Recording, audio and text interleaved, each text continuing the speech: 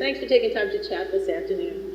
I wanted to ask you, let's start with the upcoming holiday season, which is on everyone's mind. NRF has predicted sales increase of 4.1%. Realistic? Well, if you do your history lesson, you'll see that every year about this time, NRF comes out with a prediction that says retail sales will be up around 4 to 5%. And we've had a few years where we've exceeded that, and we've had a number of years with misses. I think what really is at question now is how the sales will come. And I think the impact of digital online activities, okay, will become the variable. I think those that really excel, okay, at the integration of their digital with their physical stores will be the winners this holiday season. And I think they will be able to achieve those kind of numbers. I think for many others that are still depending on promotions, coupons, mall traffic, and discounts of that type, I think they will be very challenged. Do you want to name some names? Who are the winners?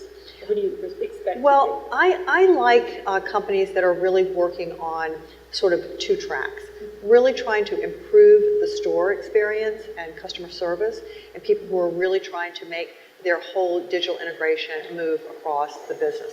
So I like what's going on in businesses like Nordstrom. I like the things that they're attempting to do at Macy's as well, and I think they are particularly challenged because their store experience was not a particularly wonderful experience compared to a Nordstrom. You know, I like many of the companies that have really put unique product assortments out there. I love businesses like Restoration Hardware that have embraced the showrooming concept, but at the same time have also a very strong commercial business as well as online direct-to-consumer. So those are some of the companies that I think are really stepping up their game. We have some similar favorites. Let's look ahead. 2015.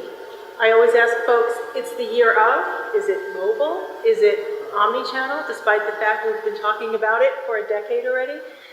What are your thoughts about 2015? Well, what I hope is that it will become the year where we start leaving behind omni-channel and starting to really embrace this idea of creating circular commerce with the customer at the center. I think part of the reasons why the channel discussions have slowed the progress is because when people hear the word channel and they work in a traditional organization, they tend to go immediately back into their silo comfort zone.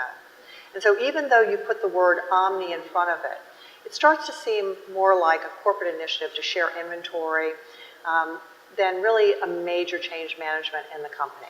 And we need to really embrace the technology. We really need to think about the customer first. And so if we want to be competitive with the Amazons of the world, well then we really do need to pick something from their playbook. It's not just a delivery platform that happens to be online. It's an extremely customer-centric culture. And that's what they think about at Amazon every single day, exceeding those expectations. So but phrases like the customer is king and putting the customer in the center of my business are phrases we've heard for years. What is it about initiatives that retailers are driving in the coming months that will put, if you used a circular customer experience, forgive me, but I love that phrase.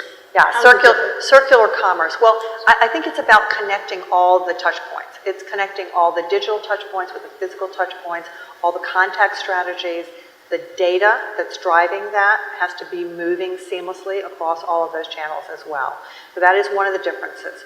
I think technology becomes the enabler there. I also think the change is really structural inside the companies, how they're organized. And we're beginning to see some changes there. You're beginning to see it with the Nordstrom shifts in leadership. You're seeing it with new executive appointments going on at the Gap, where people are beginning to push and challenge the status quo on where talent comes from to lead organizations, particularly in a time of this kind of disruption. Do I recall correctly, did you use the phrase, the revenge of the store? Tell me a little bit about what you mean by the revenge of the store. I think it's an important concept. Well, everyone is so worried about the online activities. They've forgotten about their greatest asset, okay? They are actually close to customers, okay?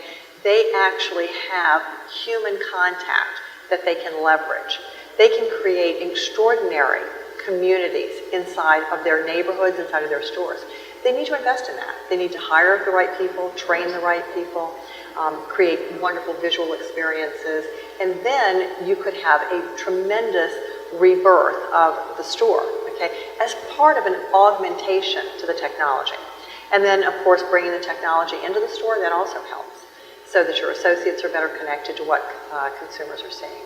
And so to me, the stores could become extraordinarily important again, but they need the kind of attention that puts them on even par, okay, with the digital. Fantastic. The O Alliance. Tell us about the O Alliance and what it means and where you're headed with it. Well, it's a brand new network of consultants, okay. We call ourselves transformational consultants or digital disruption guides, okay. We believe that we have individuals who have deep experience in retail, deep experience in e-commerce, deep experience in digital content and community, and that we can be the kind of change agents or support network for a company facing this digital disruption. We have a new method that we have developed and we have trademarked called the O method of how we want to go and do a diagnostic on a company and help them see where the touch points are in fact not connecting directly with their consumer. And then we can actually be a guide to help them through that process. So I've been in the industry 30 years. I've seen so many point-to-point solutions, okay? What's missing is this ecosystem, this connectivity. And so that's why the O, not for Omni, okay, but for Circle. Absolutely fantastic. And when you think of digital disruptors, who comes to mind first as a leader in that, on that front? Absolutely Amazon in every way. Amazon, because of their focus, relentless focus on customers, because of their bold moves, because of their investment in technology, because of their investment in logistics, they are absolutely the disruptor. Thank you. Thank you.